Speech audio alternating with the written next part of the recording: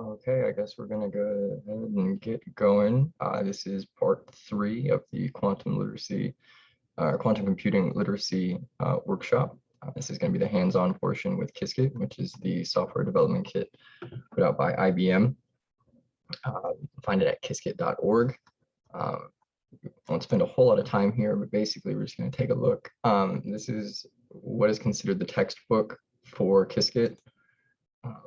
This is what contains all the documentation and all of the prerequisite knowledge for working with Qiskit. So right here, this is installation locally. You can start on the cloud, which is what we're going to end up doing. Here are some tutorials, which again we'll get into here in a bit. And then the GitHub, which is again something we're going to talk about here in a while. So let's go back here. And down here we also have a little bit of quick start. So this is going to be for downloading it locally and running it on your PC, your machine.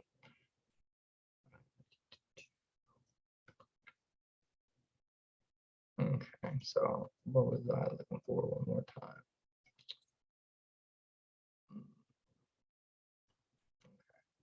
But yeah, so this is, again, this is Qiskit. This is going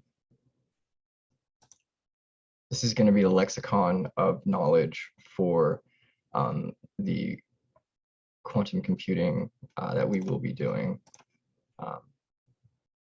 here in a little bit.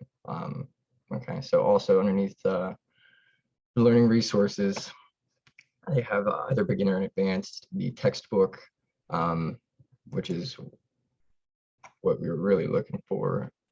We're now in the textbook from Qiskit. So qiskit.org contains links to the textbook. And this right here will give you all of the chapters and everything that will be pertinent to working with Qiskit and getting Qiskit certified. Basically, you want to take a look at the prerequisites, read those real quick, Python and Jupyter notebooks. So Qiskit is written in Python, which is something you need to take into consideration. And then Jupyter notebooks is just how they are run. It's just an environment for running your code. Reading through the quantum states and qubits chapter would be a really good idea, just to get a handle on some of the terminology and basically some of the main ideas behind why quantum computing is worth taking a look at. And then multiple qubits and entanglement. This is chapter 2. This is also just a really big, put a really big asterisk by this because this is super important information, and you're going to want to come back here later to look at it. Also, there are games and demos for different quantum computing applications, just to advertise the variety of different ways that you can use quantum computing. All of this stuff over here is going to be a little bit more of the advanced stuff, which we will not get into today. So again, qiskit.org, take a look at their postings and everything they have there to get started with Qiskit itself, which is what we'll be using to do the quantum computing. And then when you're done with that, take a look at the Qiskit textbook and brush up on all of the major components of the theory behind quantum computing. Okay, so we are now done with Qiskit for the time being. I'm gonna go here, we're gonna go to GitHub. Some of you should be familiar with this. GitHub is basically just a public repository for code. I am not a software developer. I have learned to code specifically for doing this quantum computing stuff. However, I found it incredibly beneficial to have a GitHub where I can just deposit all of the code that I've been practicing with. So that way there is a public record of me working on these quantum projects and on these quantum circuits. So a big part of the whole hands-on thing today is going to be working on GitHub and walking you through getting set up. So that way you can use your GitHub account to log into the IBM Quantum account, right? And then when you're done with that, we can go over here. And when you're done with the code, once you're done writing out your code, you can copy and paste it into your GitHub and make a little note saying, hey, this is my practice, practicing Qiskit code while I'm preparing for the Qiskit quantum computing certification, right? So we're gonna go over here, we're gonna sign up. What is my email? We're going to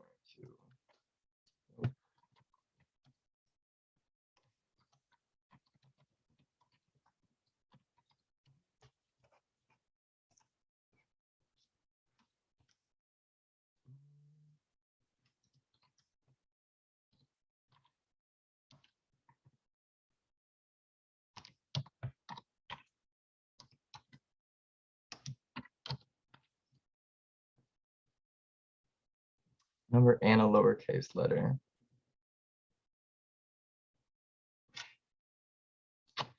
Forgive me.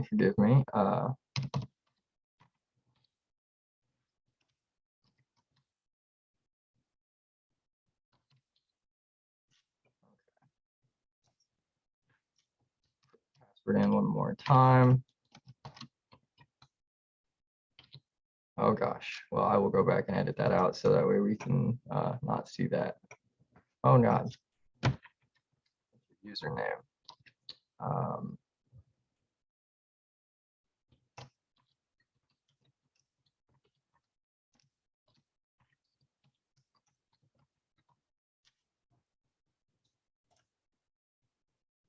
Product updates, we're gonna say no.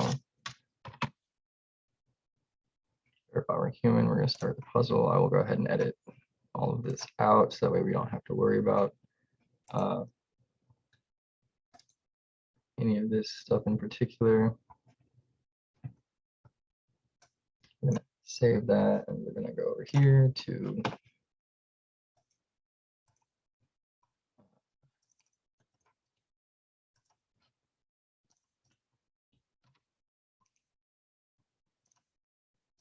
they're gonna make me actually type it in. Sorry, one more time.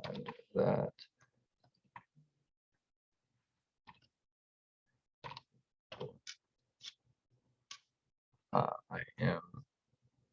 I am a teacher. My team members, it's just me, and you are a student. I'm gonna continue. Come back. You can always come back to this stuff later. I'm not gonna take a deep dive into that. It's just not relevant currently. Let's just continue for free, so that way we can get started and not have to worry about technicalities. Okay. Okay, cool. So this is currently now your GitHub repository. All right, so we're going to go ahead and just create a repository. We're going to say 1150 workshop. That's me, and we're going to say QC workshop.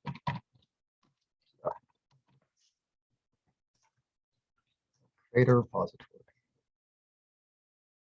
Okay, so we're going to go back here.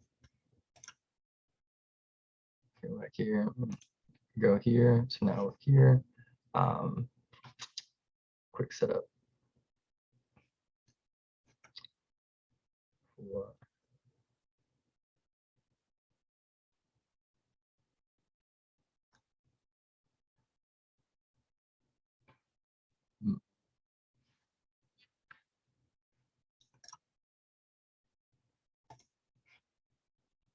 All right, and we're gonna come over here. We're gonna create a new file, and it's loading, reloading. Now we're here, and we can say enrollment, which we will get to when we get over here to the IBM experience, and we'll get you started on basically entanglement here is the hello world of the quantum computing community. So we'll get you trained up on how to write your first quantum circuit, which is the hello world circuit. So now we're over here, and we can code back and forth. We'll leave this, nothing important. Okay, so we'll come back over here, and then we will log in over here with our GitHub account, which is us right here. Your 1150 account, we're going to authorize. Boom. We're going to accept and continue. Accept and continue. Oh my goodness. So we're gonna fill this out for yourself, and then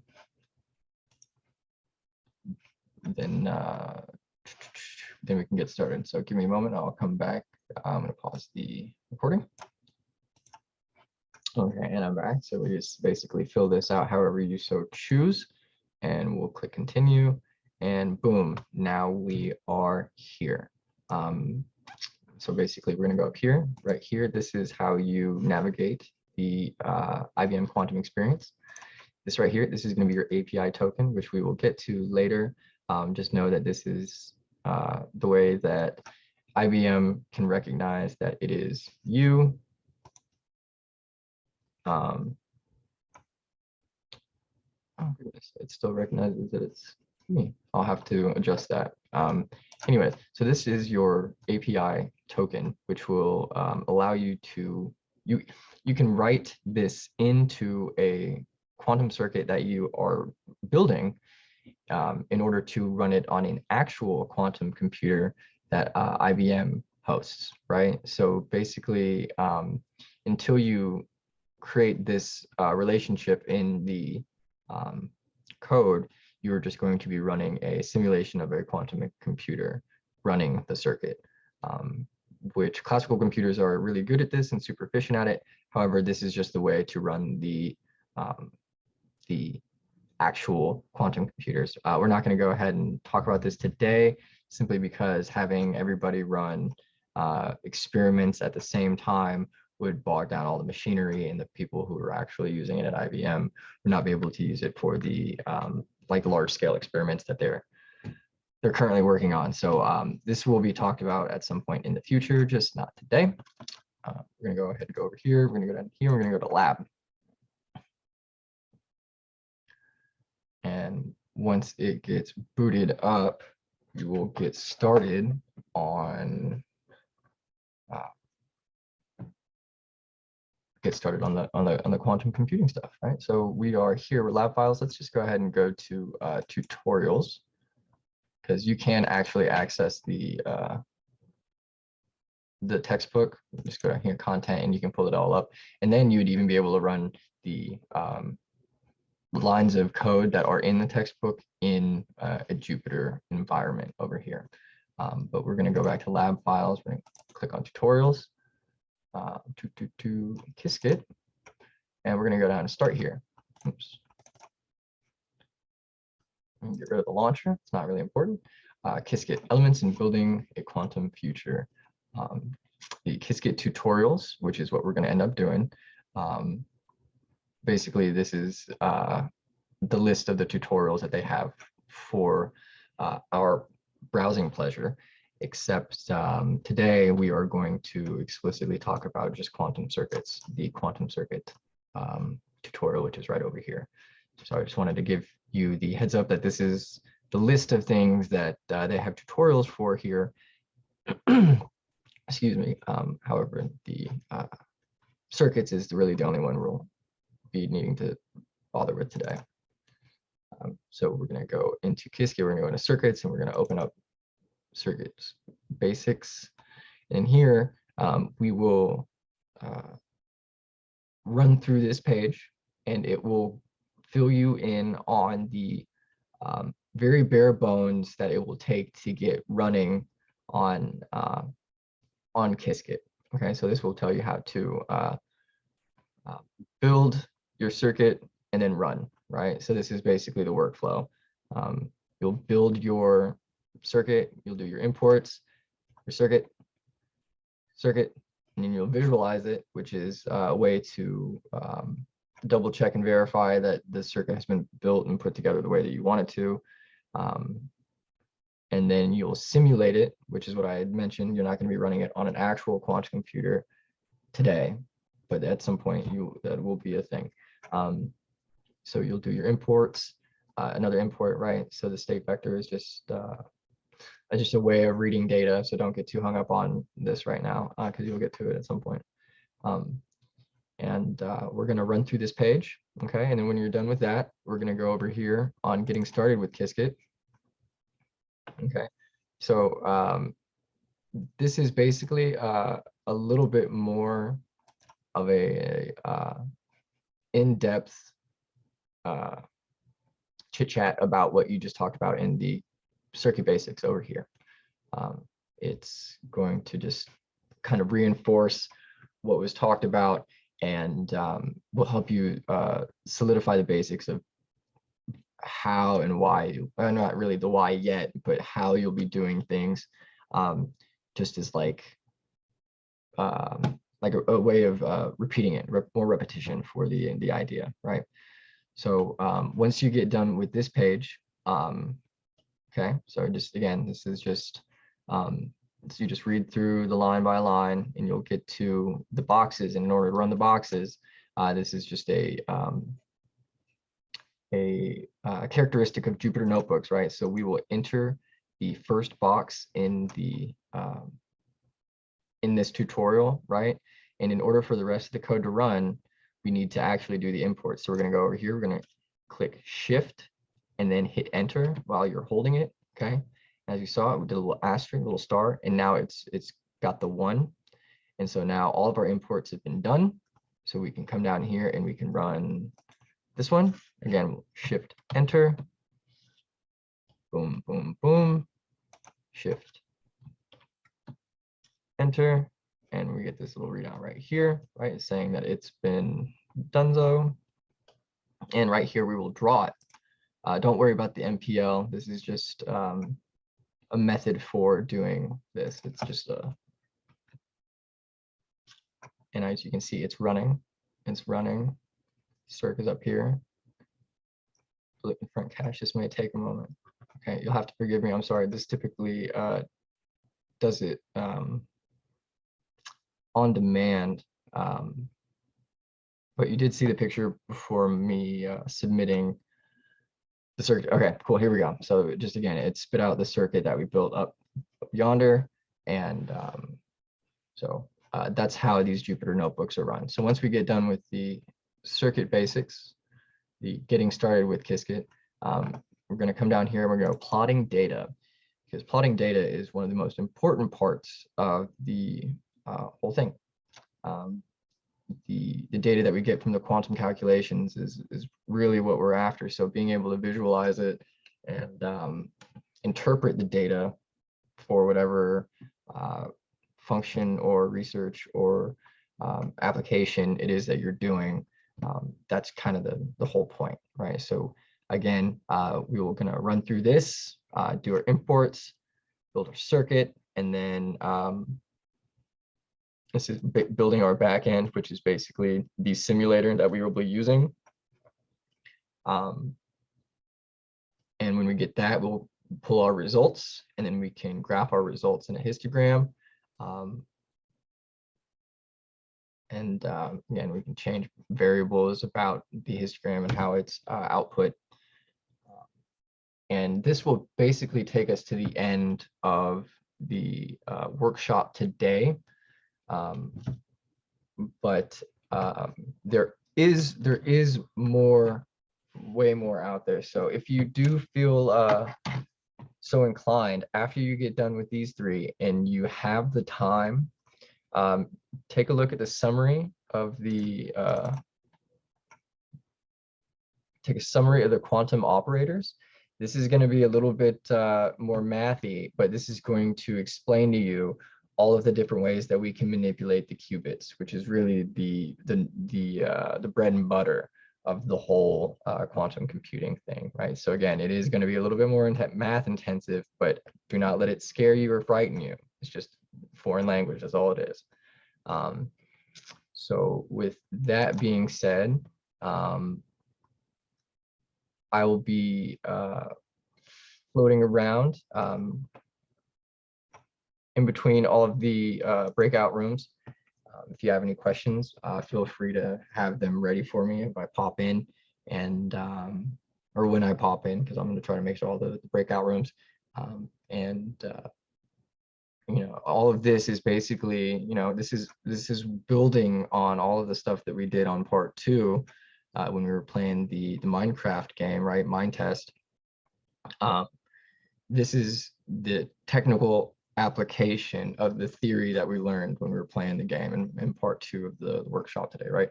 So yeah, like I said, if you have any questions, please have them ready for me when I pop into the breakout room, as I won't be looking at the chat because I'll be moving. So